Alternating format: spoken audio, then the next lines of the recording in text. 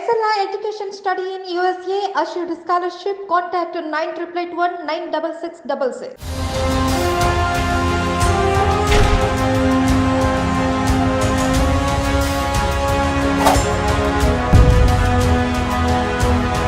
ఇప్పుడు మనం ఉన్న ప్రాంతం నల్గొండ జిల్లా రంగారెడ్డి జిల్లాకి సరిహద్దు ప్రాంతం.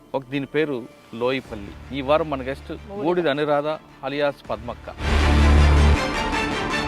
భూమిగిల్లో తారసపడినప్పుడు ఎక్స్చేంజ్ ఆఫ్ ఫైర్లు తప్పించుకున్నారు. అంటే నల్లమల్ల ఏరియాలో రామకృష్ణను చుట్టుముట్టిరు అని చెప్పి వాళ్ళకు డ్రెస్సులు సమస్యగా ఉంది. వెళ్ళి అవన్నీ చదువుకుంటున్నాము. ఆయన ఆల్రెడీ వచ్చేసిండు మాకు. ఆయన కూడా ఏంటంటే వెళ్ళిపోతున్నాం బ్యాగ్ వేసుకుని వాళ్ళని చెప్పి లోపలికి వచ్చేసిండు. ఆయన వాళ్ళు ఎప్పుడో వచ్చి చుట్టుముట్టేసిరు. తుపాకి తీసుకుని వెళ్ళిపోయేసరికి వాడు ఫైరింగ్ చేస్తూనే ఉన్నాడు. అక్కడ పడిపోయా నేను. నా మీదకి వెళ్ళి ఒక 4-5 పడ్డారు. బ్లడ్ కారుతూనే ఉంది. శ్రీశైలంలో మీరు ఉన్నప్పుడు ఎలా దొరికారు? చున్నిపెంట అని చెప్పి లింగాల గట్టు. నాకు తెలియకుండానే నేను వెళ్ళినా. మీ అమ్మ వాళ్ళని ఎత్తుకుపోయి చంపుతాము, మీ చెల్లెని కొడతాము, ఇవన్నీ బాగా టార్చర్ పెట్టి. ఆ గుట్ట కింద ఒక బండ ఉంటుంది. బండ మీద ఇట్లా ఒరిగిన అన్నట్టు వచ్చి రేపు తీసుకుపోయారు. నల్గొండ జైలు వేసారు. నల్గొండ జైలుకి వెళ్ళావు. జైల్లో ఉన్నప్పుడు నయం మనుషులు వచ్చాడా? జగన్ అని ఒక అబ్బాయి వచ్చింది జైలుకి. సామాన్ తీసుకొని వచ్చిండు. ఆయన సాంబశివుడు పంపించిండు అక్క. ఆ జగన్ అంటాడు ఎవరో మాకు తెలియదు. బూడిద అనురాధ యాక్షన్ టీంలో వెళ్ళింది. 1+2 తిరుగుతూ నయం కోసం వేటాడింది. నయం చాలాసార్లు మిస్ అయ్యాడు. మీరు తిరుమలగిరిలో ఉన్నప్పుడు ఆర్ఎఫ్ఐ డాక్టర్ మీకు తెలియకుండానే అంటే మీరు రాసిన ఉత్తరాలను ఆయనే ఆన్సర్ ఇస్తూ మీకు పక్కదో పట్టించాడు. ఫీవర్ వస్తే నేను వేరే అన్నకు చెప్పినంటే ఇట్లా ఫీవర్ వచ్చింది, పరిస్థితికి ఇది అన్న ఏం చేసిండు, అక్కడ పట్టేసుకున్నారు పోలీసులు.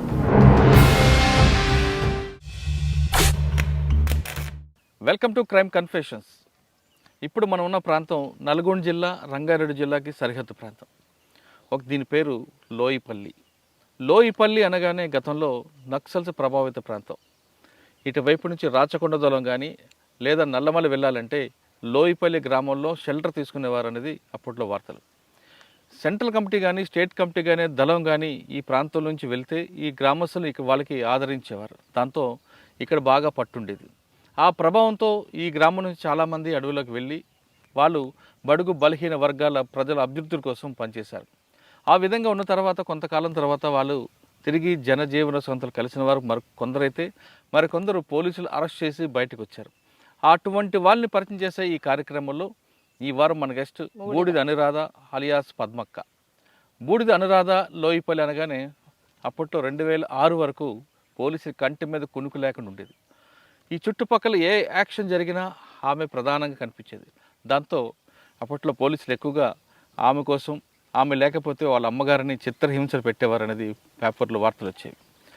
బూడిద అనురాధ లోయిపల్లిలో దొరల ప్రభావం లేకపోయినా ఎందుకు అటువైపు వెళ్ళారు, వెళ్ళిన తర్వాత ఆమె చేసిన కార్యక్రమాలు ఏంటి, ఆమె అరెస్ట్ అయిన తర్వాత కూడా మరొకసారి వాళ్ళ పార్టీతో అజ్ఞాతలు వెళ్ళడం, రెండోసారి అరెస్ట్ అవ్వడం, ఈ కార్యక్రమం ఎలా జరిగింది, ప్రస్తుతం ఆమె జీవన విధానం ఎలా కొనసాగుతున్న విషయాన్ని అక్కడ తెలుసుకుందాం. అక్క నమస్తే. నమస్తే. బూడిద అనురాధ అలియాస్ పద్మక్క అలియాస్ రమక్క చాలా పేర్లు ఉన్నట్లు. అక్క 2006లో మీరు ఫస్ట్ టైం అరెస్ట్ అయ్యి బయటకు వచ్చినప్పుడు ఇదే గ్రామంలో నాకు ఇంటర్వ్యూ ఇచ్చారు. లోయిపల్లి రావడానికి భయంకరమైన వాతావరణం. ఎందుకంటే రోడ్లు ఉండేవి కావు. నెక్స్ట్ మీ సానుభూతి పరులు ఎక్కువ ఉంటారు, మరోవైపు పోలీసుల ఒక తనిఖీలు ఎక్కువ ఉంటుంది. కానీ ఇప్పుడు చాలా ప్రశాంతంగా కనిపిస్తుంది. రోడ్లు పడ్డాయి, డెవలప్మెంట్ కూడా వచ్చింది. అంటే అప్పట్లో పార్టీ ప్రభావంతో ప్రభుత్వం కిందకు వచ్చింది అనుకోవాలా, లేదు పార్టీ పూర్తిగా తగ్గింది కాబట్టి డెవలప్మెంట్ జరిగింది అనుకోవాలి. అంటే సిమెంట్ రోడ్లు కనిపిస్తున్నాయి, చాలా బాగా చక్కగా కనిపిస్తుంది.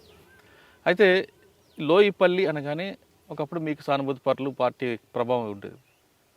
కానీ దొరల రాజ్యం కానీ దొరల ప్రభావం కానీ పెత్తందార ప్రభావం లేని ఈ గ్రామం, ఇక్కడ నుంచి చాలామంది ఎందుకు వెళ్ళారు పార్టీలోకి, అప్పుడు పరిస్థితులు ఏ విధంగా ఉండేవి, మీరు వెళ్ళిన తర్వాత చేసిన కార్యక్రమాలు ఏంటి, బయటకు వచ్చాక ఇప్పుడు ఎలా జీవిస్తున్నారు చెప్పండి. అప్పుడు ప్రభావం ఏం లేదు అనుకో, కానీ మా నాన్నకున్న ఏంటంటే రజాకార్ల పోరాటం, తెలంగాణ సాయుధ పోరాటం, అప్పట్లో మా నాన్నకు అది ఉండేది. మా నాన్నకు నాన్న పేరు ఏం పేరు? బూడిది వెంకయ్య. అయితే ఆయనకు ఉన్నటువంటి ప్రభావమే కావచ్చు, ఇంకొన్ని ఏంటంటే మాకు టీవీలో ఇంకా వేరే ఏం లేకపోయేది. ఒక పొలిటికల్గా నేను ఏదో చేయాలని కూడా ఆలోచన అట్లే ఆ వయసు కాదు, కానీ అట్లా ఉండకపోయేది. ఇక మా నాన్న వల్ల కొంచెం నాకు అటు పోవాలి అనే ఆలోచన ఉండేది. అప్పుడప్పుడు దళం కాడికి తోలుకెళ్తుండేది. దళం వచ్చేది అప్పుడు ఊర్లోకి? వచ్చేది, ఊర్లోకి అని కాదు కానీ ఇక్కడ మా ఏరియాలో ఇక్కడికి వచ్చేది. మీ బాబాయ్ కేర్ ఆఫ్ అడ్రస్ కదా? మా నాన్నను కలిసేది, మా నాన్న తోలుకపోయేది, మెల్లగా తోలుకపోయేది, వాళ్ళు వెతుకునేది, వాళ్ళు తినబెట్టేది. కొంచెం అట్లా వాళ్ళని చూస్తుంటే నాకు బాగా ఆదాయితుండే. దానివల్ల నేను వెళ్ళిన తర్వాత మా నాన్న ఫస్ట్ ఎక్కడ కాంటాక్ట్ అయ్యావు మళ్ళీ? ఫస్ట్ నేను ఎక్కడంటే అక్కడ గుట్ట ఉంటుంది, ఎక్కడ మన ఎల్లికొండ అని అక్కడ ఏరియా ఉంటుంది. మా నాన్న అక్కడికి తీసుకుపోయాడు. నన్ను ఒక్కదాని కాదు, మా పెద్దనాయన కొడుకులు, మా బాబాయ్ కొడుకులు, నేను అక్కడికి వెళ్ళాను. అక్కడికి వెళ్ళి కొద్దిసేపు కూర్చొని వాళ్ళు పెట్టింది తిని నైట్ 12-1 గంటల దాకా వాళ్ళు నన్ను బాగా ఆడిపించుకునేది. ఇక తర్వాత అప్పుడు అంటే నేను వెళ్ళినప్పుడు ఒక 16 ఏండ్లు అట్లా ఉన్నది. అంటే ఆ వయసుకు కూడా సరిపోదు, నీ వయసు సరిపోదు అని చెప్పి 1 సంవత్సరం ఇక్కడే వదిలేసిపోయారు. నేను వస్తా అంటే కూడా వాళ్ళు వినకుండా వదిలేసిపోయారు. మళ్ళీ ఒక 6 నెలలకు సంవత్సరానికి వచ్చి తోలుకెళ్ళారు. అంటే నేను వస్తా అంటేనే వాళ్ళు తీసుకెళ్ళారు. మా నాన్నకు కూడా ఏం తెలియదు నేను పోతా అనే విషయం, ఆయనకేం తెలియదు. కాకపోతే నన్ను అప్పుడప్పుడు తీసుకుపోయేది, మాట్లాడిపించేది, మళ్ళీ తోలుకొచ్చేది, అట్లా ఉండేది అన్నట్టు. ఇంకొకటి ఏంటంటే మా ఊర్లో ఒక ఆమె ఉండే, వాళ్ళు నీల మల్లమ్మ అని ఉండే, గౌరోళ్ళు. ఆమె మ్యారేజ్ అయింది. మ్యారేజ్ అయిన తర్వాతకి ఆమె వాళ్ళ అత్తగారింటికి వెళ్ళినాక ఒక గామ్లో అయినా లవ్ చేసినట్ట. అంతకుముందే మ్యారేజ్ కాకముందే ఆమెను మ్యారేజ్ అయిన ఆమెను తోలుకొచ్చుకొని ఆమెను ఆగం చేసిండు. ఆగం చేసి చంపేసిండు ఆమెను చంపేసిరు. కిరసనంలో పోసి చంపేసిరు. వాళ్ళ క్యాస్ట్ వేరు, వాళ్ళు గౌడ్స్, వీళ్ళేమో కురుమలు. దానివల్ల మా క్యాస్ట్ కాదని వాళ్ళ ఇంట్లోకి రానియలేదు. అక్కడ కిరాయికి తీసుకొని ఉన్నారు కొద్ది రోజులు. తర్వాతకి ఏమైందో వాళ్ళ మధ్యలో గొడవలు, ఆమెను మర్డర్ చేసేసిండు. మర్డర్ అంటే కిరసనాయలు పోసి చంపేసిండు. హాస్పిటల్కి తీసుకుపోతే అక్కడ చనిపోయింది. అంతా ఊరు జనాలంతా వన్ చంపేయాలి అది అని చెప్పి ఊర్లో బాగా అదైంది. అదైనప్పుడు అంతకుముందే ఒకసారి ఏమో ఈమెను బాగా టార్చర్ పెట్టాడు. నైట్ పూట ఈ ఏరియాలో ఎన్ని బావులు ఉన్నాయి అన్ని బావులకు తిరిగింది ఆమె గోడు చెప్పుకోలేకుండా. ఎందుకంటే ఆమె అక్కడికి వెళ్ళి వచ్చింది, వాళ్ళ ఇంటోళ్ళు సేదరించే వాళ్ళు కాదు, ప్లస్ వాళ్ళ అమ్మోళ్ళు దగ్గరికి తీసేవాళ్ళు కాదు, వీళ్ళు క్యాస్ట్ ఫీలింగ్తో. దానివల్ల ఆమె బాగా టార్చర్ అనుభవించింది. దానికోసం అని చెప్పి ఈమె ఏం చేసిందంటే, వీళ్ళు ఇక్కడే ఎన్నో కలిసిరు నక్సలైట్. వాళ్ళు కలిసినప్పుడు ఆమె ఎట్లనో వాళ్ళకి చెప్పుకుంది ఆమె బాధ. నువ్వు వాళ్ళకి ఎట్లా చెప్పుకున్నావు అని చెప్పి ఆమెను ఇంకిత అది చేసిండు ఆయన. ఇక వాళ్ళకి ఆ విషయం తెలిసి ఆ విషయాన్ని దృష్టిలో పెట్టుకొని ఈమె ఎప్పుడైతే చనిపోయిందో ఒక 6 నెలలో ఒక 2 నెలలకో వచ్చి కొట్టిరు. మా ఇంటి దగ్గరికే తీసుకొచ్చి కొట్టిరు. అప్పుడు నేను వెళ్ళలే కానీ అప్పుడు చిన్న ఉన్నా, అక్కడికే తీసుకొచ్చి కొట్టిరు ఆయనను బాగా. కొట్టినాక ఆమెను తీసి అక్కడ పెట్టేసిరు. అది అయిపోయింది. అది అయిపోయిన కొద్ది రోజులకి ఈ కొదాసిపల్లి అని విలేజ్ ఉంటుంది, అక్కడ ఒక దొర ఆయన ఉండే, విఠల్ రెడ్డి అని. విఠల్ రెడ్డిని ఇక మరి ఆయన ఒక ఇన్ఫర్మర్ అని చెప్పి మహిళను అక్కడ టార్చర్ పెట్టి ఎస్సీ మహిళలను ఇట్లా వాడుకుంటుండని చెప్పి ఆ ప్రభావంతో ఆయన ఇల్లు గిన్నె వేల్చేసి ఆయనను కొట్టాలని పోయారు క్యాజువల్గా. ఆయనను కొంచెం కొట్టిరు, కాళ్ళు చేతులు ఇరగొట్టి ఇల్లు వేల్చేసారు. ఇల్లు వేల్చేసినాక ఇక అక్కడ నుండి వెళ్ళిపోయారు. అప్పుడు బాగుండే ప్రభావం. అదే టైంలో సరంపేట గుట్టలలో ఒక జాతర జరుగుతుంది, అక్కడ ఒక గుడి ఉండదు.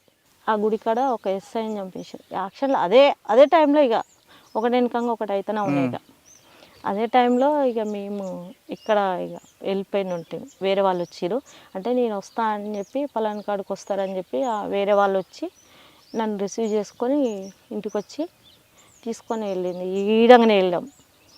ఇక్కడికి వెళ్ళి చక్కగా వెళ్ళి అన్నం కూడా తినలేదు. అయితే తీసుకెళ్ళి బాధ్యులు అప్పుడు మీకు? అప్పుడు బాధ్యులు ప్రభాకర్ అని ఉండే, బోనం శ్రీనివాస్ రెడ్డి, విప్పర్తి విలేజ్, నల్గొండ డిస్ట్రిక్ట్, మునుగోడు మండల్. అయితే ఆయన ఉండే మాకు బాధ్యులు. అదే టైంలో జిల్లా సెక్రటరీగా ధర్మన్న నుండే, ధర్మన్న విజయ్ అక్క. ఓకే, ఇదే దారిలో వెళ్ళారు, ఎక్కడ కలిశారు? ఇదో దారిలో వెళ్ళాక ఆరుట్ల గుట్టలలో అక్కడ ఉన్నది దళం. ఆ అక్క నన్ను ఎక్కడ బండనేవురికి తీసుకెళ్ళింది. అక్కడ తీసుకెళ్ళినాక అక్కడ ఎంత 6 అవుతుంది సాయంత్రం. ఆ ఒక బావి దగ్గర ఉన్నాము ఆమె నేను ఇద్దరం కలిసి. అక్కడికి మా అన్న వచ్చిండు, మా పెద్దనాయన కొడుకు, కొదాసిపల్లి వాళ్ళది విలేజ్, బూడిదొల్లే. అయితే మా పాలొల్లు అన్నట్టు. ఆ అన్నను పంపించారు అక్కడికి. అక్కడికి వచ్చినాక తీసుకెళ్ళిండు ఆయన, దళం కాడికి తీసుకెళ్ళిండు. అక్కడికి పోయేసరికి 8:30 అట్లా, 7:30, 8:30 చీకటి పడ్డది అక్కడ. అక్కడ పోయినాక దళం అంతా ఉన్నారు. ఇక దళం అంతా ఉన్నారు, వాళ్ళు చర్చించుకుంటున్నారు. ఎందుకంటే నన్ను తీసుకోవాలన్నా వద్దా అని చెప్పి వాళ్ళు మాట్లాడుకుంటున్నారు. ఇట్లా తను వచ్చింది, కొద్ది రోజులు ఉంచుకొని పంపిద్దామా, లేకపోతే వయసు చిన్నది కాబట్టి కొంచెం ప్రభావం వేరుంటుంది కదా బయట, దానివల్ల పంపిద్దామా అని చెప్పి వాళ్ళు చర్చించుకున్నారు. నేను ఓనంటే ఓనని చెప్పి నేను వాళ్ళతో పాటే ఉండిపోయా. ఇక అక్కడ నుండి ఇక దళంలో ఉన్నాయి. ఇక వెళ్తున్న దారిలో అనిపించలేదా, చాలా దూరం నడుచుంటారు, రాత్రి అయితే మీకు ఇళ్ళల్లో ఉన్న వాళ్ళకి ఇల్లు ఉండవు, ఎండ వాన వర్షం అంతా కూడా అడవి, ఎప్పుడైనా అనిపించిందా ఇంటికి వెళ్ళిపోదామని? అట్లేం అనిపించలే కానీ కొంచెం ఇక మా నాన్న అంటే కొంచెం భయం ఉండేది. మా నాన్న ఏమంటాడో, మా నాన్న తిడతాడేమో, మా అమ్మ ఏడుస్తుందేమో అనే ఒక అది ఉండేది. కానీ నేను ఇంటికి పోవాలని అదేం ఉండకపోయేది. కొంచెం కాదమ్మా, ఇక్కడ మీకు ఊరు దొరల ప్రభావం లేదు ఒకటి, రెండోది మీరు వ్యక్తిగతంగా మీకు ఎక్కడ కూడా నష్టం జరగలేదు ఎవరి నుంచి కానీ. నాన్నకు ఒకటే భావజాలం ఉంది. సరే, ఆ భావజాలం ప్రభావంతో లోపలికి వెళ్ళారు. ఏం చేద్దాం అనుకున్నారు అక్కడికి వెళ్ళిన తర్వాత? నాకు ఆ టైంలో అయితే ఏం చేయాలి అనే అదైతే నాకు ఆలోచన ఏం లేదు. ఎందుకంటే ఆ వయసు కాదు నాది. మరి ఎప్పుడు వచ్చింది మీకు ఏం చేయాలనేది? అంటే కొంచెం నేను పెద్దగా అయినాక కొంచెం, అంటే ఒక 18-20 ఏళ్ళు ఆ టైంలో కొంచెం ఇట్లా కొట్టాలి, వీళ్ళని కొడితే ఇట్లుంటుందా అని చెప్పి నాకు రోజు వాళ్ళు శిక్షణ ఇచ్చేవాళ్ళు కదా. అంటే కొట్టడం ఒకటే కాదు కదా పార్టీకి, ప్రజల దగ్గర తీసుకోవాలి, ప్రజల రాజకీయ చైతన్యం నింపాలి, ప్రజల యొక్క బాగోగులు చూడాలి, వాళ్ళ సమస్యలు పరిష్కరించాలి కదా.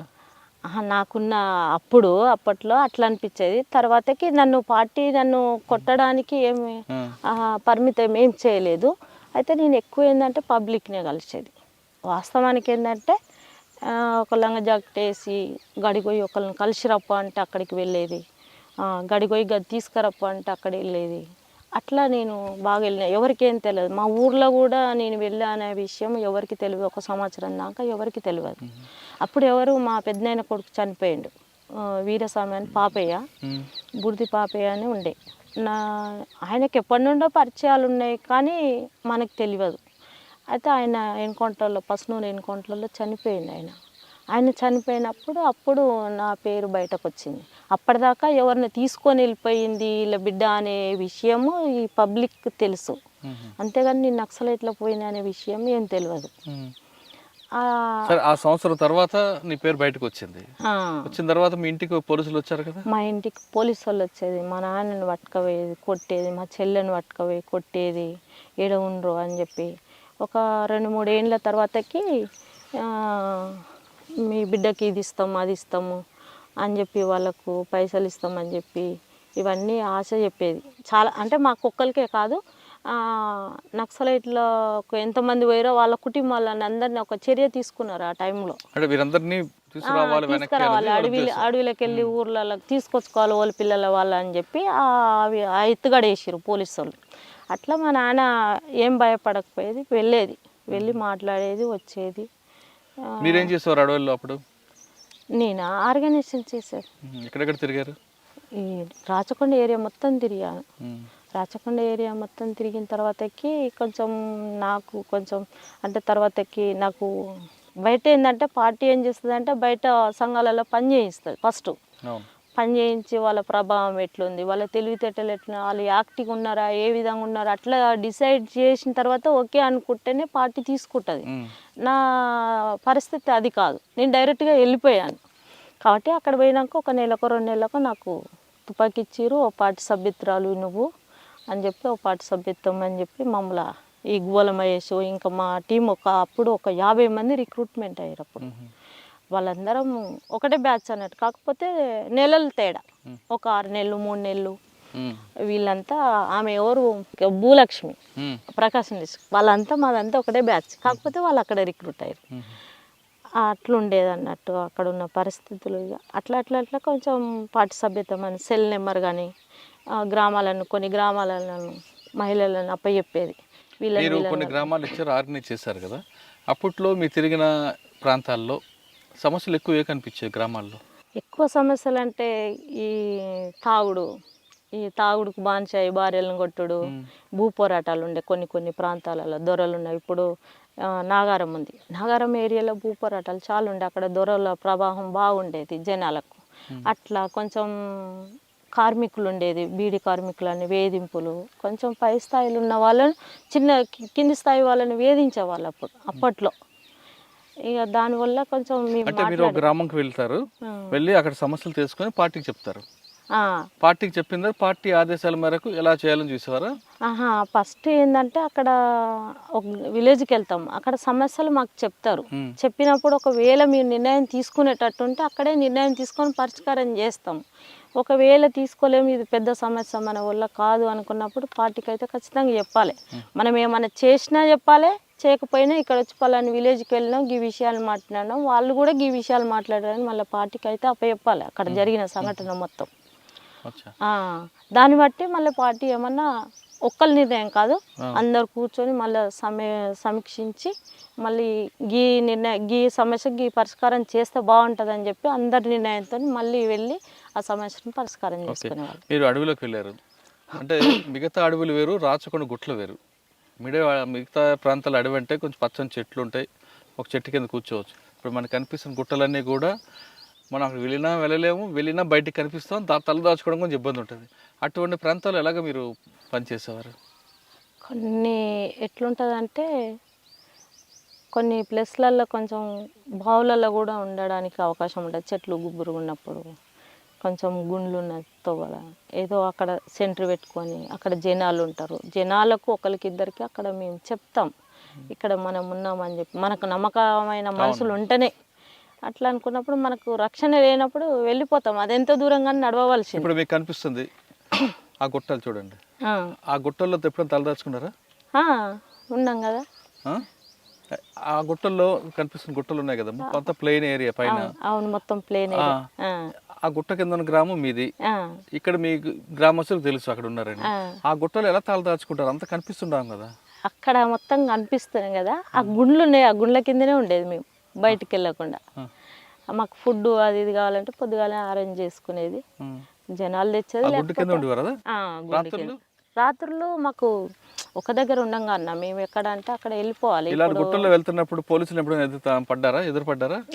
పడ్డారు. ఇప్పుడు మాకు ఇక్కడికి వెళ్ళి కాకుండా చిత్తపూరు ఏరియాలో అక్కడ వెళ్ళినప్పుడు మేము ఇట్లే మార్నింగ్, ఆ రోజు ఎందుకో మార్నింగ్ అడివే కాబట్టి మార్నింగ్ నడుచుకుంటూ వెళ్తున్నాం.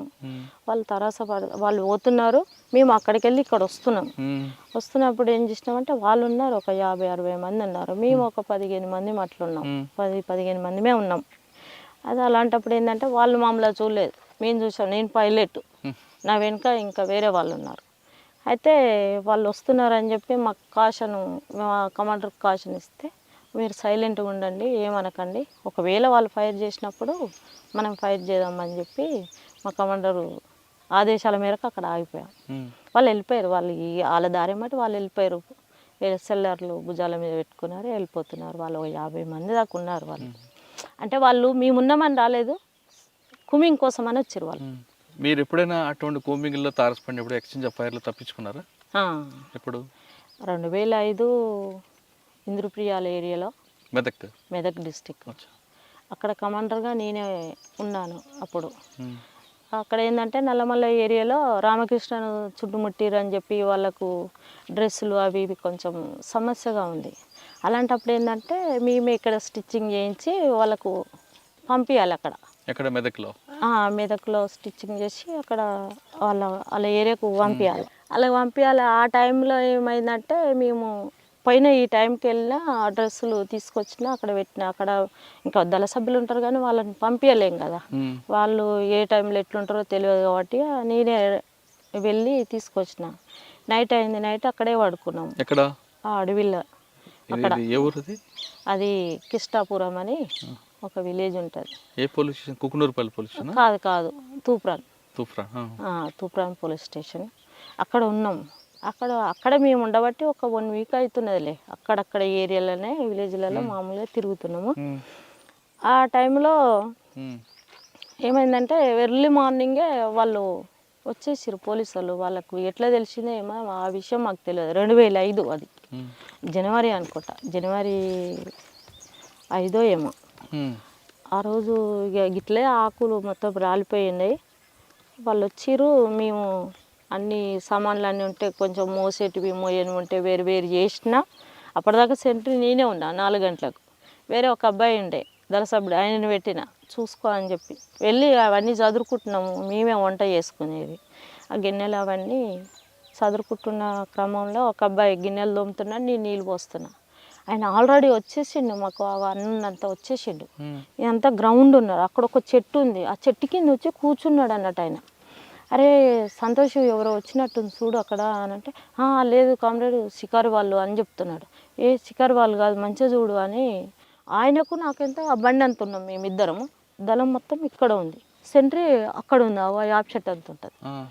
ఆ సెంట్రీ కూడా చూడలే ఆయన. వెళ్ళిపోతున్నాం కాబట్టి ఆయన కూడా ఏంటంటే వెళ్ళిపోతున్నాం బ్యాగ్ వేసుకుని వాళ్ళని చెప్పి లోపలికి వచ్చేసిండు ఆయన. వాళ్ళు ఎప్పుడో వచ్చి చుట్టుముట్టేసిరు. ఎవరో సుధంప అని చెప్పి నేను ఆ మధు అనే అబ్బాయి ఇద్దరం ఆ బ్యాగులు ఆడేసినాం. చలో ఆయన తుపాకీ తీసుకొని వెళ్ళిపోయేసరికి వాడు ఫైరింగ్ చేస్తూనే ఉన్నాడు. అంతలోనే ఇక మొత్తం చుట్టుముట్టేసిండు. అసలు మనం ఇక్కడికి వెళ్ళి ఫైరింగ్ చేస్తే వాడు మనల్ని తప్పించుకునే లేదు, ఇంకిత నష్టం అవుతామని చెప్పి మేము జంప్ చేసినాం. ఉరికేసరికి వాడు బాగా ఫైరింగ్ చేసిండు. అక్కడ ఏంటంటే అక్కడ పడిపోయా నేను ఒక బండ మీద. నా మీదకి వెళ్ళి ఒక 4-5 పడ్డారు. నా మీదకి వెళ్ళి నన్ను దుంకి వెళ్ళిపోయారు. నేనేం కింద పడిపోయినా. ఆ చంద్రబాబు గుంటలని తీసిరు, ఇంత గుంటలు అని చెప్పి అప్పుడు అందులో పడిపోయినా. నేను అందులో పడిపోయినా, బ్లడ్ కారుతూనే ఉంది. ఇక అక్కడికి వెళ్ళి అయితే తప్పించుకొని బయట పడ్డాక గుంతలు పడ్డం చూడలేదు. చూసిరు మా వాళ్ళు తప్పించుకోవడానికి. అక్కడ మా పోలీసులు చూడలే. వాడు ఫైరింగ్ చేస్తూనే ఉండు. మాకు బాగా ఫైరింగ్ జరుగుతుంది, చుట్టూ జరుగుతుంది. ఇక్కడ గుండ్లు ఉన్నాయి, ఆ గుండ్ల మీదకి వెళ్ళి వాడు కొడుతున్నాడు. మేము కింద అయిపోయినా, వాళ్ళు ఐటోళ్ళు ఉన్నారు. దానివల్ల ఇక మేము తప్పించుకొని నేను రాలేను అని చెప్పి వీడికెళ్ళి అంత దూరం మురికా, బ్లడ్ కారుతున్నది.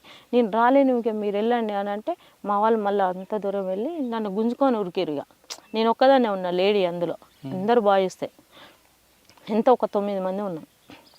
అలాంటప్పుడు ఇక తప్పించుకొని అక్కడికి వెళ్ళి ఇంకా ఒక 3-4 డేస్ అన్నం లేదు మాకు. ఇక వాటరే ఆడ ఈడ తెచ్చుకొని సాటుకు అట్లా తాగి ఎన్నో దగ్గర షెల్టర్ తీసుకొని అట్లా ఉన్నాం. అది అయినా ఒక 3-4 డేస్కే ఇంకా ఒకరినికంగా ఒకరు వెళ్ళిపోతూనే ఉన్నారు. ఇక వీళ్ళు భయపడి దళ సభ్యులు వాళ్ళు ఎక్కువ రోజులు కాలేదు. వాళ్ళు వచ్చి కూడా తక్కువ టైంలో 1 సంవత్సరం 6 నెలలు అట్లా వెళ్ళిపోతున్నారు.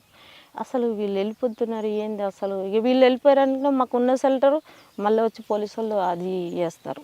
ఏంటి పరిస్థితి అని చెప్పి ఇక వాళ్ళు ఉన్నోళ్ళమే ఉన్నా సరే అని ఇక ఇప్పుడు నువ్వు వెళ్ళిపోయినావు అనుకో, మళ్ళీ పోయి పోలీసు వాళ్ళకి చెప్తే మాకు ఇబ్బందే కదా. ఇక్కడికెళ్ళి మళ్ళీ ఎక్కడో వెతుక్కోవాలి, నైట్ వెతుక్కోవాలి, మళ్ళీ తీసుకుపోయి అక్కడ ఉండాలి. ఇక ఇలా చాలా ఇబ్బంది ఉండేది. ఇక కాదమ్మా, రాచకొండ నుంచి మెదక్ ఎందుకు వెళ్ళావు? మెదకులో ఇప్పుడు ధర్మన్న అనే కామ్రేడ్ ఇక్కడ చనిపోయాడు, అమరుడు అయ్యిండు. అందులో అక్కడ పోయే వాళ్ళు ఒక 6 మంది చనిపోయారు ఆ ఎన్కౌంటర్లో. అక్కడ మెదక్కి వెళ్ళిపోయేవాళ్ళు. అదే టైంలో తెల్లారైతే వాళ్ళు వెళ్ళిపోవాలి. అదే టైంలో ఎర్లీ మార్నింగ్ ఇక్కడ ఎన్కౌంటర్ జరిగింది. ఆ ప్లేస్లో నన్ను పంపించారు పార్టీ. మీరు ఇంకెవరు? నేనైతే నేను ఒక్కదాన్ని ఇక్కడికి వెళ్ళింది. అప్పుడు తీర్మానం చేసింది ఒక 6 మెంబర్స్ని తీర్మానం. రాచకొండ నుంచి ఎలా వెళ్ళారు అక్కడికి? రాచకొండ నుండి ఇక్కడికి వెళ్ళి నడుచుకుంటూనే వెళ్ళాం. మెదక్ నడుచుకుంటూనే వెళ్ళాం. ఎన్ని రోజులు పట్టింది? పడుతుంది ఒక 8 రోజులు 9 రోజులు అట్లా పడుతుంది. నడుచుకుంటూనే వెళ్ళేది. ఇక నడిచినామంటే ఈ పొద్దున నుండి ఇక సివిల్లో నడిచేది. కొన్నిసార్లు డ్రెస్ మీద తక్కువ పోయేది, కానీ చాలామంది ఉంటే డ్రెస్ మీద వెళ్ళాము. ఒక 2-3 ఉంటే సివిల్లోనే వెళ్ళేది. ఇట్లానే మామూలుగా వెళ్ళిపోయేది, నడుచుకుంటూనే వెళ్ళేది. కొండల నుండి వెళ్ళేది. ఇక మామూలుగా విలేజ్లు ఇట్లా కలిసినప్పుడు ఇట్లా మామూలుగా జనాలతో మాట్లాడుకుంటూ కూడా వెళ్ళేవాళ్ళం. అట్లా మెదక్లో అక్కడ తప్పించుకున్న తర్వాత మీరు ఎక్కడికి వచ్చారు? అక్కడ తప్పించుకున్న తర్వాతకి మేము ఇంకా వేరే వేరే మా కార్యక్రమంలో ఉండే కొన్ని యాక్షన్ ఉండే నర్సాపూర్ ఏరియాలో అక్కడ యాక్షన్ చేసినాం. ఒక నర్సాపూర్లో ఎక్కడ? గుమ్మడిదల్లోనా? గుమ్మడిదల కానీ నర్సాపూర్ దళే అది. అంతకుముందు గుమ్మడిదల ఉండే, మెదక్ నెత్తేక ముందు గుమ్మడిదల అని ఉండే. గుమ్మడిదల ఎక్కడ ఉండే? ఇక్కడ ఉండే, ఇంద్రప్రియాలకు దగ్గరలో ఉండే అది. మేము నర్సాపూర్ ఏరియాలో వేరే దళం ఏర్పాటు చేసినాం 1+2. అప్పుడు ఇక్కడ నల్లమల్లని చుట్టుముడుతురు అనే ఉద్దేశంతో అక్కడ ఒక కార్యక్రమం తీసుకొని మేము ఒక 2-3 ఇన్ఫార్మర్లను వేసేసినాం అక్కడ వేసేసినాక ఆ తర్వాతకి కొద్ది రోజులకు మా జిల్లా సెక్రటరీ ఉండే వరంగల్ డిస్టిక్. ఆ వరంగల్ డిస్టిక్ జిల్లా సెక్రటరీకి ఆయనకి ఏమైందో ఏమో, మేము వెపన్స్ అన్నీ ఒకాడ పెట్టినాము. అక్కడ పెట్టిన తర్వాత ఆయనకి ఏమైందేమో, నేను వస్తా కానీ మీరు వెళ్ళండి అని చెప్పి ఆయన ఒక పిస్టోలు 9mm పిస్టోలు ఉంచుకున్నాడు. మరి వస్తాడు కదా, మళ్ళీ ఆయన పై స్థాయి కాబట్టి మనం అడిగితే కొంచెం మనం రహస్యంగా జీవితం ఆయనను మనం అన్నీ అడగలేం కదా. నేను వస్తా కానీ మీరు వెళ్ళండి అని చెప్పి ఆయన మాకు ఏపీటీ ప్లేస్ చెప్పిండు. అక్కడికి వెళ్ళి ఆయన ఎక్కడ వెళ్ళిండో మాకు తెలియదు. అసలు మేము నల్లమల్లకు వచ్చేదాకా మాకు తెలియదు కదమ్మా. అప్పట్లో గోపీచంద గ్రానైట్స్ మీద వాటి మీద అటాక్ జరిగి ఎవరు చేశారు? ఎక్కడ? OP Krishna granites. ఆ విషయం తెలియదు నాకు. మెదక్లో 2-3 సంఘాలు పెద్దవి జరిగాయి కదా. మేము పోయినప్పుడు అయితే ఏం జరగలేదు. అంతకుముందు జరిగినాయి ఏమో కానీ. అంటే మీరు ఓన్లీ ఇన్ఫార్మేషన్ తప్ప వేరే యాక్షన్ చేయలేదు? వేరే యాక్షన్స్ చేయలేదు. మరి ఇప్పుడు అరెస్ట్ అయ్యారు? 2006లోనే. ఎక్కడ? శ్రీశైలంలో. ఎలా? ఎందుకు అట్టెందుకు వెళ్ళారు మళ్ళీ మీరు? శ్రీశైలంలో మేము అంటే నన్ను ఏం చేశారంటే ఏఓబికి అని కాదు, నన్ను బయటకు పంపాలా, ఇక్కడ మెదక్ నెత్తేసారు. ఎందుకంటే అక్కడ జిల్లా సెక్రటరీ పోయిండు. దుబాక్ శంకర్ ఉన్నప్పుడు లేను నేను. ఉండే ఆయన దుబాక్ శంకర్, కానీ నేను అప్పుడు లేను. ఆయన వెళ్ళిపోయినాక చాలా కాలానికి వచ్చినా కదా. ఆయన అక్కడ నల్లమల్లకి వెళ్ళినాము. నల్లమల్లకి వెళ్ళిపోయినాక అక్కడ మన్ననూరు అక్కడ అటాక్ ఉంది. అందులో లేము.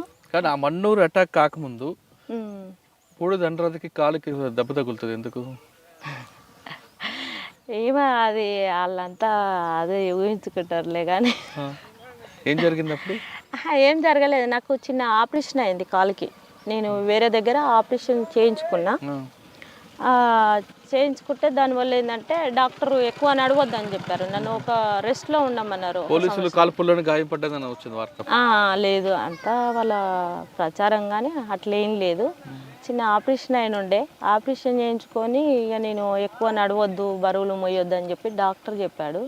అదే టైంలో మాకు అక్కడ ఏంటంటే అక్కడ మేము ఉన్న పరిస్థితిలో నేను ఒక రహస్యంగా ఉన్నా కాబట్టి ఆ ప్లేస్ మాకు అనుకూలంగా లేదు. ఇట్లా ఉంది పరిస్థితి అని చెప్పినప్పుడు వాళ్ళు ఏం చేసిరంటే చలో అడవికి రండి అని చెప్పి లెటర్ రాసిరు. వాళ్ళు ఈ మాధవ్, ఆర్కే రామకృష్ణ వాళ్ళు. అంటే నాతో పాటు వేరే కామ్రేడ్ ఉండే. ఆయన వల్ల ఆయన అనుభవంలో ఉండేది. ఆయనకు లెటర్ రాస్తే మేము ఇద్దరం వచ్చినాం. ఇక్కడ వచ్చినాక వాళ్ళు మళ్ళీ మెదక్కు పంపించారు. అక్కడ ఆయన వర్క్ వేరే అబ్బాయిది. ఆ కామ్రేడ్ ఎక్కడ సిటీ ఆర్గనైజేషన్ చేసేది. శ్రీశైలంలో మీరు ఉన్నప్పుడు ఎలా దొరికారు వాళ్ళు? మేము మార్నింగే మేము బస్సు దిగి ఎక్కడ ఈ చున్నిపెంట అని చెప్పి లింగాలగట్టు, అక్కడ బస్సు దిగి నేను వెళ్ళి వస్తున్నాను అన్నట్టు. లింగాలగట్టుకు రావాలి. అక్కడ వాళ్ళు ఏంటంటే అంతకుముందే మా వాళ్ళు 2 దొరికిరట అక్కడనే. ఆ విషయం నాకు తెలియదు. నాకు తెలియకుండానే నేను వెళ్ళిన మార్నింగ్ అక్కడ పోయేసరికి వాళ్ళు అనుమానంగా పట్టుకున్నారు నన్ను. నేనే అని కరెక్ట్గా ఏం తెలియదు. అనుమానంగా పట్టుకునేసరి నా దగ్గర ఒక డైరీ ఉండే. ఆ డైరీలో కొన్ని కవితలు అవి ఇవి కొంచెం ఏదో నాకు కావాల్సినవి రాసి పెట్టుకున్నా. దానివల్ల వాళ్ళకి ఇంకిత అదయింది సేఫ్టీ. నేనే అనేది ఏం తెలియదు. అక్కడ పట్టుకున్నారు. అక్కడ పట్టుకొని తీసుకుపోయి అక్కడెక్కడ బాగా టార్చర్ పెట్టారు. అంటే ఎక్కడ ఉండేదో చెప్పు, మీ వాళ్ళు ఎక్కడున్నారో, నీకు ఇంత అమౌంట్ ఇస్తాము, నువ్వు సరెండర్గా, లేకపోతే చంపేస్తాము, మీ అమ్మ వాళ్ళని ఎత్తుకుపోయి చంపుతాము, మీ చెల్లెని కొడతాము, ఇవన్నీ బాగా టార్చర్ పెట్టారు. ఏం చేసుకున్నా నా దగ్గర ఏం లేదు. చంపుండ్రి నన్ను మా వాళ్ళ దగ్గరికి. నేను కదా తుపాకీ పట్టింది ఇట్లే మాట్లాడేది. బాగా అనేది, నీ పొగరు ఇంకా తగ్గలేదా అనేది. ఇక బాగానే ఒక 10 days 20 days అట్లా బాగా టార్చర్ పెట్టారు వాళ్ళ ఎక్కడ, ఏ హ్యాండ్. పోలీస్ స్టేషన్లో? హైదరాబాద్లో తీసుకుపోయేది, అది ఎక్కడో నాకు తెలియదు. ఎవరు ఆఫీసర్ అప్పుడు?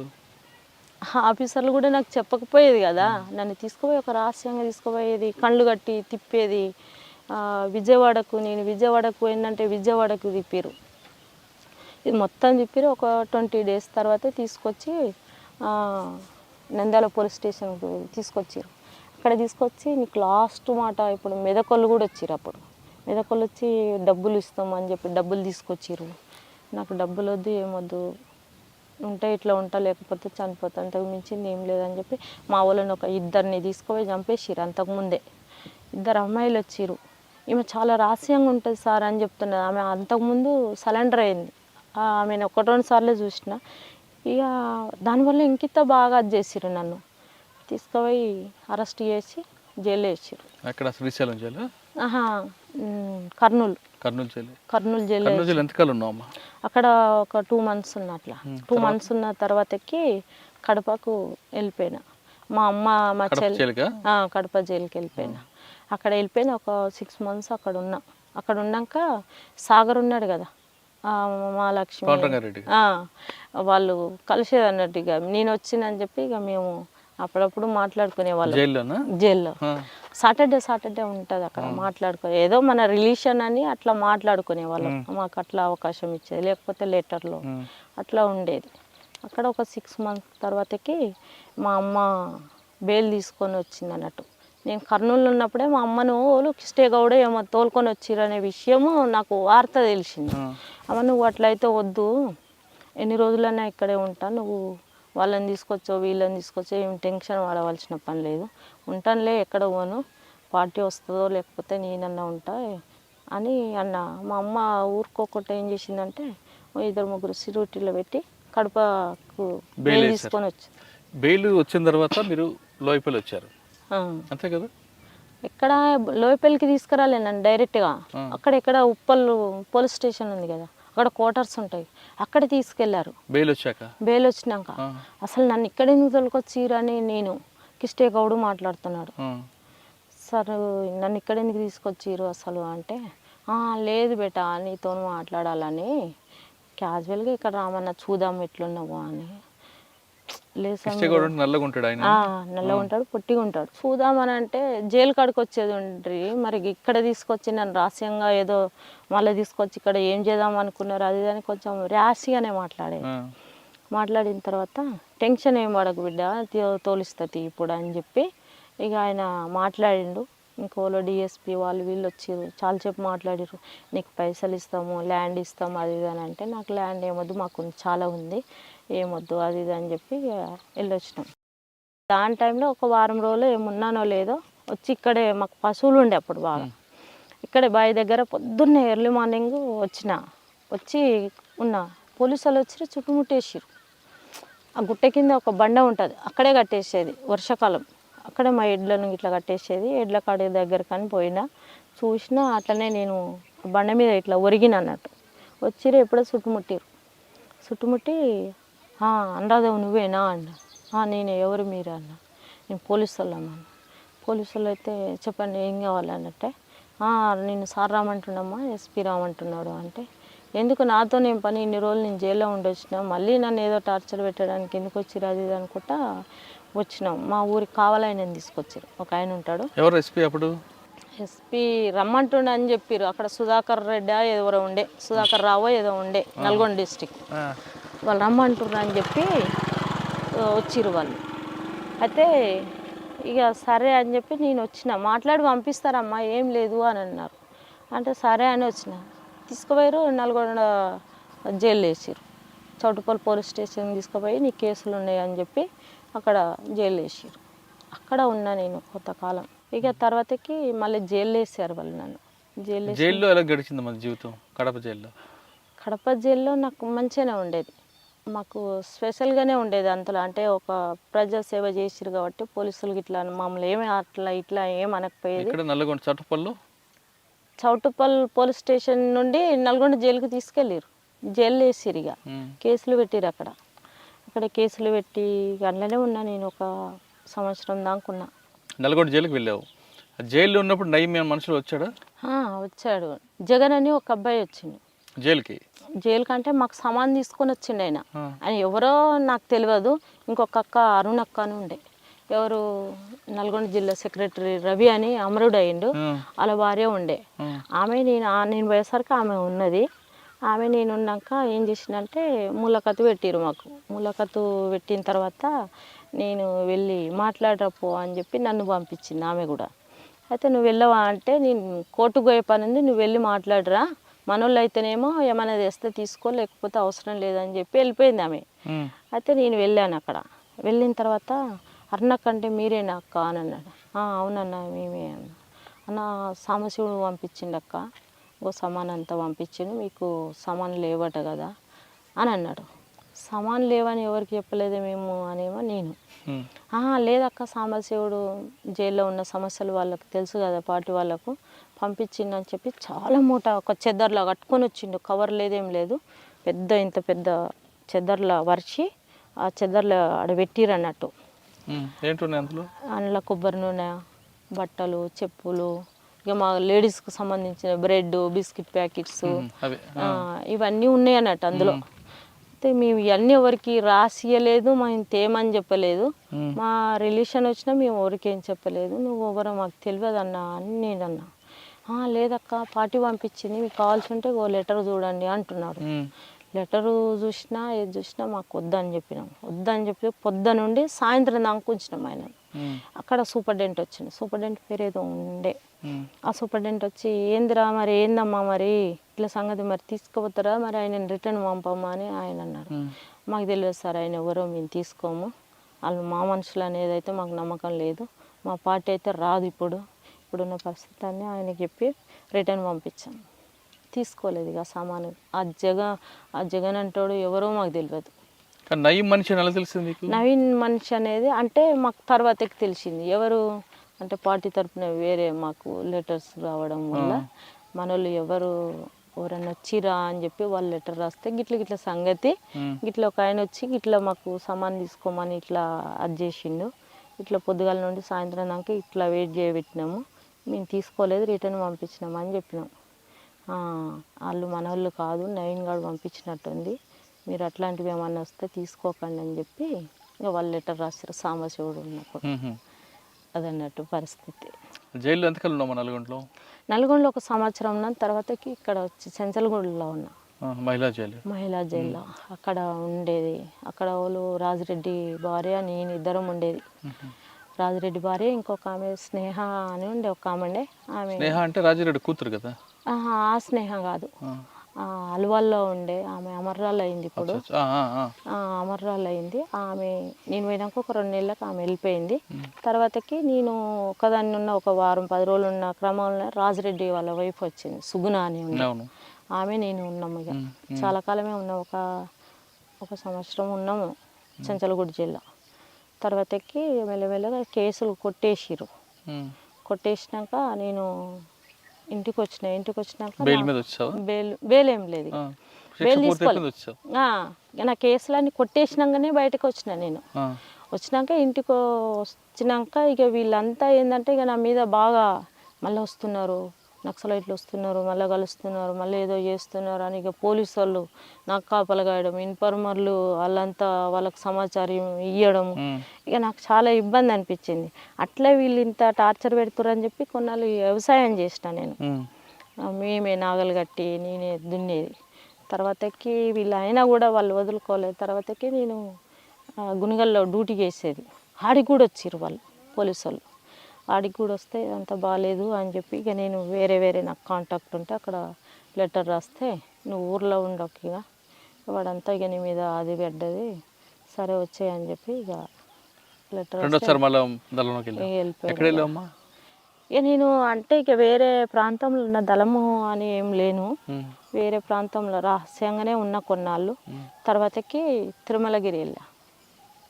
తిరుమలగిరి ఇది సూర్యాపేట అక్కడ ఉంటుంది చూడు, అరవపల్లి, అక్కడ ఏరియాలో దళం పెట్టాలని పార్టీ నిర్ణయం. పార్టీ నిర్ణయం కానీ నాకు పార్టీ నుండి లెటర్స్ వచ్చేది కానీ మధ్యలో నాకు ఏం చేసిరంటే ఆ పార్టీ ఏం చేసిందంటే ఒక ఆర్ఎంపీ ఇంట్లో ఉంచిరు వాళ్ళు నన్ను. అంటే 1+2గా తిరగాలని చెప్పి లెటర్ వచ్చింది. లెటర్ వచ్చినప్పుడు ఇక పార్టీ చెప్పిన పని నేను అమలు చేయాలి కాబట్టి నేను అక్కడికి వెళ్ళాను. అక్కడికి వెళ్ళినాక అక్కడ జరిగిన స్టోరీ ఏంటంటే ఒక 6 months నాకు అక్కడ ఏరియాలో పరిచయాలు కావాలంటే కొంచెం నేను అక్కడ ఉండాలి. అక్కడక్కడ తిరిగేదాన్ని, అక్కడక్కడ జనాలను పరిచయం చేసుకొని అక్కడ ఎవరైతే మనకు అనుకూలమైన వ్యక్తులు ఉన్నారో వాళ్ళని తీసుకుపోయి అక్కడ పరిచయం చేసుకున్న క్రమంలో ఇక వాడు నా లెటర్స్ అన్నీ ఎప్పుడో ఇప్పేది, చదివేది, మళ్ళీ వాడికి వాడే రాసిచ్చేది. ఎవరు? ఒక ఇన్ఫర్మర్, ఈ ఆర్ఎంపీ డాక్టర్ అంటాడు. నాకేం తెలుస్తలేదు, ఇదంతా ఏదో రాంగ్ ఉన్నదని చెప్పి నేనేం చేసినంటే వాడికి తెలిసే ప్లేసులనే నేను రూమ్ తీసుకొని ఉన్నా సపరేట్గా. పార్టీ నాకు లెటర్ రాసింది, దానివల్లనే నేను రూమ్ తీసుకున్నా. నువ్వు వర్క్ కొన్నాళ్ళు ఇది ఆపి ఇంకా వేరే వర్క్ చేయి అని చెప్పి నాకు పార్టీ లెటర్ రాసింది. దానివల్ల ఏం చేసిందంటే నేను ఒక హాస్పిటల్లో నర్సు ట్రైనింగ్ చేసిన. అక్కడ మురళీధర్ సార్ అని ఉంటాడు, అక్కడ నేను నర్స్ ట్రైనింగ్ చేసిన. నేను వండుకునేది తినేది ఎర్లీ మార్నింగ్ 7కి అట్లా వెళ్ళిపోయేది, మళ్ళీ నైట్ 7:30కి అట్లా వచ్చేది. అక్కడ వచ్చినప్పుడు ఏం చేసేదంటే నేనున్న ప్లేస్ ఎవరికి తెలియదు. ఇంకా మీరు తిరుమలగిరిలో ఉన్నప్పుడు ఒక ఆర్ఎంపీ డాక్టర్ దగ్గర ఉన్నారు. ఆర్ఎంపీ డాక్టర్ మీకు తెలియకుండానే అంటే మీరు రాసిన ఉత్తరాలు ఆయనే ఆన్సర్ ఇస్తూ మీకు పక్కదో పట్టించాడు. మరి ఆ విషయం ఎప్పుడు కనిపెట్టారు మీరు? అంటే నాకు ఫీవర్ వచ్చింది. ఫీవర్ వస్తే నేను వేరే అన్నకు చెప్పినుంటే ఇట్లా ఫీవర్ వచ్చింది, పరిస్థితికి ఇది, నాకు లెటర్లు ఒకటి రాస్తే ఒకటి ఆన్సర్ వస్తుంది, నాకేం అర్థమవుతలేదన్నా అని ఆ అన్నతో చెప్పినట్టు. అన్న ఏం చేసిండు, సరే ఫీవర్ వచ్చింది కదా నేను చూపిస్తారా అని చెప్పి ఆయన తీసుకెళ్ళండి. నన్ను తీసుకెళ్ళి మేమిద్దరం కలిసి వస్తున్నాం. అంతకుముందే ఇద్దరిని పట్టించిండంట, ఆ విషయం మాకు తెలియదు. అలాంటప్పుడు ఏంటంటే అన్న నేను ఇద్దరం బండి మీద పొద్దుగాల రెడీ అయ్యిండు, నేను వచ్చి తోలుకొని పోతా అని చెప్పి ఆ అన్న అన్నాడు. నేను అన్ని చదువుకొని బయటకు వచ్చిన. అప్పుడు ఆర్ఎంపీ డాక్టర్ మా దగ్గరకు వచ్చిండు. నువ్వు వెళ్ళన్నా, మేము వెళ్ళిపోతా, నాకు హైదరాబాద్కి వెళ్ళిపోతే వెళ్తే బాగాలేదు, మళ్ళీ వస్తా నేను అని చెప్పి ఆర్ఎంపీ డాక్టర్తో అన్నా. వెళ్ళక్క ఏం కాదు వెళ్ళు అని చెప్పి ఆయన అన్నాడు. నువ్వు వెళ్తే మేము వెళ్తామన్నా అంటే ఆయన వెళ్ళలేదు. వెళ్ళక అక్కడే నిల్చున్నాడు. ఈ అన్న టీచర్ అన్నట్టు నాతో పాటు నన్ను. టైం అవుతుంది నేను మధ్యాహ్నం వస్తా అని చెప్పిన. రారా ఇక మనం పోదాందా అని చెప్పి ఇక ఆయన బండి మీద ఎక్కిన. ఆయన బండి మీద ఎక్కి ఇక్కడ నుండి ఆ తండంతా పోయినామో లేదో అక్కడ పట్టేసుకున్నారు పోలీసు వాళ్ళు మమ్మల్ని ఇద్దరిని పట్టుకొని తీసుకెళ్ళారు. ఆయన నన్ను బాగా ఇంటర్గాషన్ చేశారు. అక్కడికి పోయినాక మాకు ఎలాంటి సంబంధాలు లేవు, ఏది లేదు, నాకు హెల్త్ బాగాలేక వీళ్ళు ఇంట్లో ఉన్నా అని చెప్పి నేను అక్కడ చెప్పిన తర్వాత మరి ఈయన ఎట్లా పరిచయం అంటే ఈయన నాకు గతంలో పరిచయము. దానివల్ల ఆయన మీ ఇంటికి వస్తాను కొద్ది రోజులు ఉంటా, నాకు హెల్త్ బాగాలేదని అంటే సరే అని చెప్పి తోలుకోబోతున్నాడు. ఆయనకి ఎలాంటి సంబంధాలు లేవు అని చెప్పి నేను అన్న తర్వాత పోలీసు వాళ్ళు తీసుకుపోయారు, చౌటుపల్లికి తీసుకుపోయారు. అక్కడ కూర్చోబెట్టి నైటు ఇంకిద్దరిని పట్టుకొచ్చారు మా వాళ్ళని తీసుకొచ్చినాక వీళ్ళంతా మమ్మల్ని మాట్లాడుకొని ఇస్తలేరు. ఇదంతా ఎక్కడికి వెళ్ళి వచ్చింది ఏందని చెప్పి ఇక నాకు ఏం అర్థం కాలే. తర్వాతకి క్రాంతి అని ఒక అబ్బాయి ఉంటాడు, మొండి గౌరెల్లి, ఈ మందన్ గౌరెల్లి. ఆ అబ్బాయిని అడిగా నేను, ఏంది నువ్వు ఎక్కడికి వచ్చినావు అంటే నేను పలానా భిక్షపతి ఇంటికి వచ్చిన, తుపాకులు అక్కడే పెట్టినాక నీకోసం తీసుకొచ్చినాము, మేము అక్కడే పెట్టినాము అంటే కనీసం నాకన్నా ఇన్ఫర్మేషన్ ఇవ్వవా అది అని నేను అన్నా. అప్పుడు నాకు తెలిసింది అన్నట్టు వీడే మొత్తం దీనికి సూత్రధారి అని చెప్పి ఆర్ఎంపీ డాక్టర్. అప్పుడు తెలిసింది, పార్టీ కూడా అప్పుడు గుర్తించింది. వాని వల్లనే ఇట్లా నష్టపోయినామని చెప్పి అప్పుడు ఒక 9 మంది అది అయ్యారు. మామూలుగా పని చేసుకునే వాళ్ళు కూడా మాకు ఇట్లా మాతో మాట్లాడిన వాళ్ళని కూడా తీసుకుపోయి లోపలేసారు. అక్కడ నల్గొండ జైల్లో ఉన్నా కొన్నాళ్ళు, మళ్ళీ నల్గొండ జైల్లో ఉన్నా. ఇక ఆడికెళ్ళి ఇక మళ్ళీ ఇక నేను వేరే వెళ్ళిపోయాను. ఇక బెయిల్ తీసుకొని వచ్చినాము, బయట ఉండి కొన్నాళ్ళు తిరిగినాం కోర్టుకు, భువనగిరి కోర్టుకు వెళ్ళేది. తర్వాత కేసు కొట్టేసిరు. అది కేసు కట్టేసినాక ఇక నేను వేరే వెళ్ళిపోయినా. ఇక వాళ్ళంతా ఇక అక్కడ వెళ్ళిపోయారు. ఇక నేను వేరే నా పనిలో నేనున్నాను. ఇక ఏం పనిలో ఉన్నారు? మళ్ళీ పార్టీ వైపు వెళ్ళారా? ఇక పార్టీ వైపు ఏం లేదు, ఇక పార్టీ హ్యాండ్ ఓవర్లోనే ఉండేది. కానీ ఇక పార్టీకి పోతందుకు నాకు మీరు నల్గొండ జైలు నుంచి బయటకు వచ్చిన తర్వాత తిరిగి పార్టీ వైపు వెళ్ళారని పార్టీ ఆదేశాల మేరకు ఆర్ఎంపీ డాక్టర్నితో పాటు అప్పుడు నయం కూడా నయం కోసం కూడా తిరిగారని వార్తలు వచ్చాయి. అట్లేం లేదు మరి, పార్టీ నాకు అట్లాంటిది ఏం చెప్పలేదు. కాకపోతే నేను అక్కడ ఆర్గనైజ్ చేయాలనే వెళ్ళాను, నాకు అక్కడ సహకరించలేదు. తిరుమలగిరి సైడ్ ఆర్గనైజేషన్ కోసమే వెళ్ళా. పార్టీ నయం కోసం తిరిగారా? నయం కోసం ఏం తిరగలేదు, కాకపోతే కొన్ని రహస్యంగా కొన్ని ఆయుధాల కోసం అయితే తిరిగాము. నాతో పాటు నేను సింగిల్గానే ఉండేది, ఇంకా వేరే వేరే వాళ్ళు. ఆర్ఎంపీ డాక్టర్ కోసం ఆర్ఎంపీ పార్టీని మొత్తం నాశనం చేశాడు కదా ఆయన. మరి ఆయన మీద ప్రతీకార చర్య కోసం తిరిగారా? ఏమీ చేయలే. ఇక మళ్ళీ ఎందుకు వెళ్ళలేదు. ఇక ఆయన పని ఆయన చేసుకున్నాడు. ప్రతీకార చర్యలు మా వాళ్ళు ఒకసారి తిరిగారు కానీ వాళ్ళు దొరకలే, వాడు మిస్ అయిన వాళ్ళ హ్యాండ్ ఓవర్లో. కానీ పార్టీ అప్పుడు చాలా పోలీసులు ఒక వాదన ఉండేదమ్మా, పూడి దండరాధ యాక్షన్ టీంలో వెళ్ళింది, 1+2 తిరుగుతూ నయం కోసం వేటాడింది, కానీ నయం చాలాసార్లు మిస్ అయ్యాడు అని. ఇక వాళ్ళు అల్లుకున్న కథ అది, కానీ మేము వెళ్ళింది వేరే ప్రాసెస్. వాళ్ళు అల్లుకున్న కథ అది, దానికి మనం ఏం చేయలేం. తర్వాత మీరు జైలు నుంచి బయటకు వచ్చాక ఏం చేస్తున్నారు? జైలు నుండి బయటికి వచ్చినాక ఇంకా నేను ఇక వ్యవసాయం పనే చేసుకునేది. ఎప్పుడు వచ్చారు మీరు బయటికి? 2009లో అట్లా వచ్చినాము. ఒకటి నాకు కర్నూలులో ఉండే కేసు, నంద్యాల, అక్కడికి వెళ్ళేది, ఆ కోర్టుకి వెళ్ళేది. మార్నింగ్ పోయి అక్కడ కోర్టుకు అటెండ్ అయ్యి నంద్యాల కర్నూలు కోర్టులో అక్కడ ఒక లాయర్ ఉండే, ఆయన చెప్పేది, మార్నింగ్ వెళ్ళేది ఆ కోర్టు చూసుకునేది, ఆ లాయర్ ఇంట్లోనే ఇంత తిని ఆయన సాయంత్రం బస్సు ఎక్కించేది, వెళ్ళొచ్చేది. అంటే 2009లో పూర్తిగా బయటకు వచ్చారు. కానీ మళ్ళీ ఛత్తీస్గఢ్ ఏవోపి వెళ్ళాలనిపించలేదా? అనిపించింది కానీ ఒక ద్రోహి ఇచ్చిండు మళ్ళీ మాకు. ఒక ద్రోహి ఉన్నాడు కదా, శ్రీనివాస్. మాకు ఏంటంటే పార్టీ వాళ్ళు లెటర్ రాసిర్రు, రండి అని చెప్పి పిలిపించారు అక్కడికి. మా వాళ్ళు ఉండే ఇంకా కొంతమంది ఉన్నారులే. అక్కడికి వెళ్ళినాక అక్కడ ఏమైందంటే వస్తున్నాడు, ఆర్కే వస్తున్నాడు అని చెప్పి ఉంచారు ఒక వారం 10 రోజులు. అక్కడ ఎన్కౌంటర్స్ జరిగినాయి, కోరాపుట్ ఏరియాలో అక్కడ ఎన్కౌంటర్స్ జరిగినాయి. అక్కడ జరిగినాక ఏం చేసిరంటే ఇక్కడ తెలంగాణ పోరాటం జరుగుతుంది. అలాంటప్పుడు ఏంటంటే మేము ఆశగా ఏంటంటే మేము మొత్తం అక్కడే ఉండాలనే ఆశతోని మేము అక్కడే వెళ్ళాము. అక్కడ ఉన్న పరిస్థితి ఏంటంటే ఒకరి స్వార్థం కోసం మమ్మల్ని రిటర్న్ పంపారు. ఎవరు స్వారీ?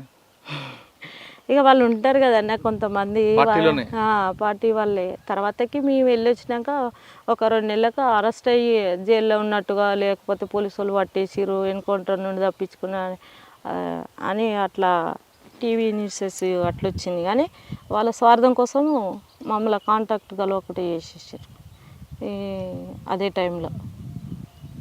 అదన్నట్టు ఇక తర్వాతకి ఇక మన సిచ్యువేషన్, మనం జరుగుతున్న బయట నడుస్తున్న పరిస్థితులు, ఇక వయసు మీద పడితే ఇంకా చాలా ప్రాబ్లమ్స్ ఎదురవుతాయని చెప్పి సపరేట్గా మ్యారేజ్ చేసుకున్నాడు బెటర్ అని సపరేట్గా మ్యారేజ్ చేసుకున్నాడు. మ్యారేజ్ చేసుకున్నప్పుడు ఆ వ్యక్తికి చెప్పారా ఇదంతా? మీరు నక్సలైట్ అని చెప్పాను. భయపడలేదా? ఏం భయపడలే. వాళ్ళ అమ్మతోని ఇట్లా మాట్లాడే. అంటే ఆయన కూడా భావజాలం ఉందా లేదంటే? ఆయన కూడా ఏంటంటే టీఆర్ఎస్ పార్టీలో అక్కడ తిరుగుతాడు ఆయన. దానివల్ల ఆయన ఎందుకు అనే అట్లాంటిది ఏమీ స్పందించలేదు. నాకు వద్దు అట్లాంటిది అయితే ఏం కాదు, సరే మాకు అట్లనే కావాలని చెప్పి వాళ్ళ అమ్మ వాళ్ళంతా ఆ విధంగా మాట్లాడు. అందుకైతేనే ఓకే, లేకపోతే రేపు సమస్యలు వస్తాయని ఫస్టే చెప్పామన్నట్టు. కేసులోనే చెప్పారు? కేసులు ఉన్నాయి, నేను జైలుకి వెళ్ళాను, మా నాన్న వల్ల నేను ఇట్లా వెళ్ళాను, ఇట్లా చేసినాము. ఏమన్నారు ఆయన? ఏమనలే, సరే మంచిదే కదా అట్లా ఉంటాయి అన్నారు అంతే. అత్తమ్మ ఎలా చూసుకుంటారు మరి? మా అత్తమ్మ ఒక 2-3 ఏళ్ళు మంచిగానే ఉన్నారు. మా అత్త మా మామ చాలా మంచిగా చూసుకొని నాకు గౌరవించేది బాగా. మా కోడలు ఇట్లా అట్లా అని చెప్పుకునే వాళ్ళు అన్నట్టు, దావతులలో ఇట్లా ఊర్లో మా కోడలు చాలా ఉన్నతమైనది.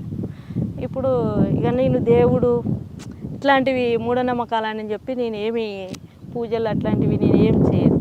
ఇప్పుడు మా మరిది పెళ్ళి అయింది, ఆమె పూజలు అవి చేస్తుంది. ఇక ఆమె మంచిది అనుకుంటారు అన్నట్టు. ఇప్పుడు అయితే వాళ్ళకు ఒకటి అయితే ఉంటుంది, మా కోడలు చాలా తెలివి కల్లా అయింది అనే విషయం అయితే వాళ్ళ దృష్టిలో ఉంటుంది. కానీ ఇక పూజలు ఇట్లాంటివి నేను చేయను కాబట్టి కొంచెం అట్లా ఆ మనసులో ఉంటుంది ఇక వాళ్ళకి. ఇప్పుడు మా ఆయన కొంచెం పని చేయకపోవడం, కొంచెం గొడవలు జరిగి కొంచెం అట్లా సపరేట్గానే ఉంటాను నేను. మామూలుగా ఇక పిల్లలను స్కూల్కి వెళ్తే మా మామయ్య రైల్వే ఉద్యోగి. మీ ఆయన గారు? మా ఆయన టీఆర్ఎస్ పార్టీలోనే తిరిగిండు. ఆ టీఆర్ఎస్ పార్టీ ఈయనకు ద్రోహం చేసిరు. దానివల్ల ఆయన ఏం పని చేయకుండా ఆ పార్టీ ఈడ మీటింగ్ ఉంది ఆడ మీటింగ్ ఉందని వెళ్ళారు. ఇంట్లో గడవకపోయేది. ఇక దానివల్లనే గొడవలు అయ్యేది. ఇప్పుడు మా మామకు షుగర్ వచ్చి ఆయన మరి ఇప్పుడు ఎలాగమ్మా కుటుంబం వెళ్తున్నాడు. ఇప్పుడు మా మామ డ్యూటీకి వెళ్తున్నాడు. రిటైర్మెంట్ ఉంది ఇప్పుడు. మామ డ్యూటీకి వెళ్ళి మరి ఇల్లు గడవాలి కదా. ఒక 15,000 ఇస్తాడు మా మామ. ఆయనకు 80 దాకా వస్తాయి. ఒక 15,000 ఇస్తాడు. దానికి పూట గడుస్తుంది ఇప్పుడు ఎట్లా కొంత. పిల్లలు పెద్ద ఆమె LKG, బాబు చిన్నోడు నర్సరీ. కానీ ఈ సమస్యలు చూస్తున్నప్పుడు అనిపిస్తుంటుందా అదే బాగుంటుందని? అది ఎప్పటికైనా నేను అదైతే మర్చిపోలేను. ఎందుకంటే ఈ జీవితాల కంటే అది గొప్పది కదా. ఇప్పుడు అక్కడే ఎలాంటి సమస్యలు ఉండవు, ఎలాంటి ఇబ్బందులు ఉండవు. కాకపోతే కొంచెం ఎండాకాలం వచ్చినప్పుడు ఎన్కౌంటర్ జరిగినప్పుడు ఒక రోజు 2 రోజులు సమస్య ఉంటుంది, తిండి తిప్పలకు కొంచెం అట్లాంటిదే. కానీ ఇంకా వేరే ప్రాబ్లమ్స్ అయితే ఏది ఉండదు. ఇది సంపాదించాలి, అయ్యో పూటకు లేదు ఎట్లా అని టెన్షన్ పడేది అయితే అట్లాంటిది ఏం లేదు. కాదు, మీరు నక్సలైట్ అని తెలిసి కూడా మీ ఆయన మిమ్మల్ని ఇబ్బంది పెడుతున్నారా? ఇబ్బంది అంటే నన్ను ఆయన పనికి పోకపోవడం సమస్య అదన్నట్టు పరిస్థితి. పనికి పోతలేడు. ఏదో చిన్నగా నేను ఒక 11-11:30కి అట్లా పోయి వేరే మార్కెటింగ్ ఉంటుంది అన్నట్టు, దాంట్లో పోతే ఒక 250 ఏమి ఇస్తారు. దానికి మళ్ళీ నేను మధ్యాహ్నం వరకు 1 గంటల వరకు వచ్చి మళ్ళీ పిల్లలను తోలుకొచ్చుకుంటే టైలరింగ్ వచ్చి ఇంత కొంత టైలరింగ్ చేస్తాను. సాధారణంగా బయటకు వచ్చిన అన్నలు నక్సల్స్ అయితే పార్టీకి అనుకూలంగా ఉంటారు కొంతమంది, లేదనుకుంటే సెటిల్మెంట్ చేసుకుని ఉంటుంటారు. సెటిల్మెంట్లు ఆ స్థల పంచాయతీ ఈ పంచాయతీలు. మరి మేము అవన్నీ చేయకుండా ప్రశాంతంగా ఎందుకు ఉంటున్నాం? మరి నాకు అట్లా ఇష్టం లేకుండా అన్న, మా ఊర్లో కూడా నన్ను అడ్డు పెట్టుకొని డబ్బులు వసూలు చేసుడు కొంచెం చాలామంది అట్లా ట్రై చేశారు. నేను అటువైపు వెళ్ళలే, నాకు ఇష్టం లేదు. నేను ఎంత ఒక పూట ఉపవాసం ఉన్నా పర్వాలేదు, కానీ నేను అట్లాంటి పని చేయనని చెప్పి నేను వెళ్తలేనన్నా. నేను అప్పటి నుండి అంతే. నేను కూలి పనికి కూడా పోయినా, నా పెళ్ళి కాకముందు అయినా సరే నేను కూలి పనికి కూడా పోయినా. అనేవాళ్ళు ఈమె కూలి పనికి పోతుంది, ఈమె ఏంది, ఈమె గింతే, అట్లాంటి ఫీలింగ్ వచ్చేది. కానీ ఎవరో ఏమనుకుంటే ఏంది, మనం అయితే తప్పు చేస్తలేం కదా. సాధారణ మనుషులమే మనం కూడా ఒకప్పుడు. కాకపోతే మనం అక్కడ పోయి వచ్చినాం, కొంచెం రాజకీయాలు తెలుసు, మనం ఒకరిని ద్రోహం అయితే చేస్తలేము కదా. సాధారణంగా పార్టీలు ఉన్నప్పుడు ఒక క్రమశిక్షణ, ఒక నీతి, నిజాయితీ ఇవన్నీ పార్టీని నేర్చుకొస్తారు. అది ఎక్కడికి పోదు. అది బయటకు వచ్చిన తర్వాత ఇప్పుడు ఉన్న ప్రపంచంలో కుట్రలు, ఈ కుతంత్రాలు చూసినప్పుడు ఏమనిపిస్తుంటుంది మీకు? ఇక వాళ్ళ స్వార్థం కోసం వాళ్ళు చేసుకుంటున్నారు అనుకుంటా నేనైతే. వాళ్ళ స్వార్థాలు వాళ్ళ స్వార్థం కోసం చేసుకుంటున్నారు అనుకుంటున్నారు. కానీ మీకు కూడా ఒక స్వార్థం రావాలి, ఎందుకంటే మీకు 2 పిల్లలు ఉన్నారు, అవునా? 2 పిల్లల కోసమైనా మీరు ఇప్పుడు సంపాదించాలి, వాళ్ళ కోసం, వాళ్ళ బాగోగుల కోసం చూసే బాధ్యత మీది. ఇందులో మీకు ఒక స్వార్థం ఉంది కాబట్టి ఆ క్రమశిక్షణ కట్టుబాటు మర్చిపోయి స్వార్థపరురాలుగా వెళ్తారా, లేదు ఆ క్రమశిక్షణ నీతి నిజాయితీ నిలబడతారా? నేనైతే ఇప్పటివరకు నిజాయితీగానే ఉన్నాను.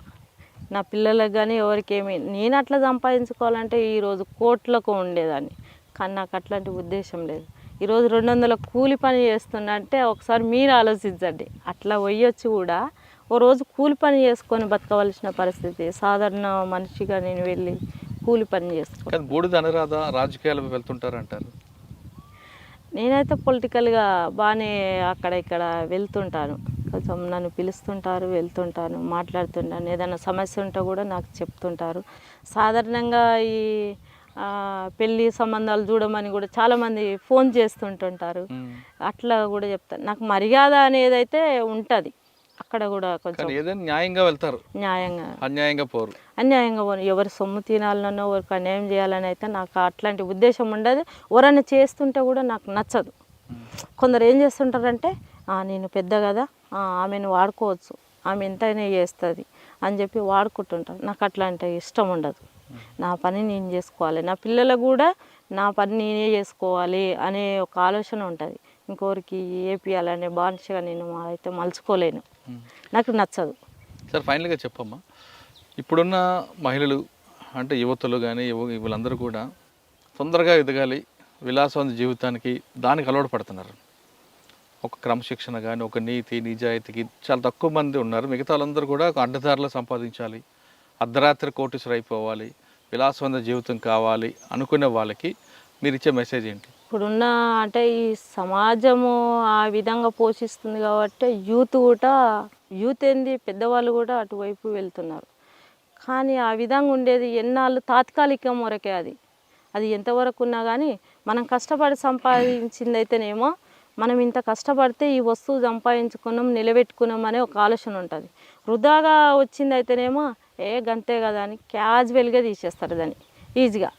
దాంతోనేం పని, అవసరానికి వాడుకొని వదిలేస్తారు. కానీ ఈ నీతి నిజాయితీ అనేది అది ఒక గొప్పతనం. ఏంటంటే నీతి నిజాయితీగా ఉండడమే గొప్పతనం. నీకు పూటకు గతి లేకపోయినా పర్వాలేదు, ఒక నీతిగా ఉండడమే గొప్పతనం. ఇంకొక మా ప్రశ్న చెప్పండి. ఇప్పుడు మీరు లోపలికి వెళ్ళారు, 2 సార్లు అరెస్ట్ అయ్యారు, బయటకు వచ్చారు, మీకు ఎన్నో ఆఫర్లు వచ్చినా ఎక్కడ తలగకుండా నిజాయితీగా నిలబడ్డారు.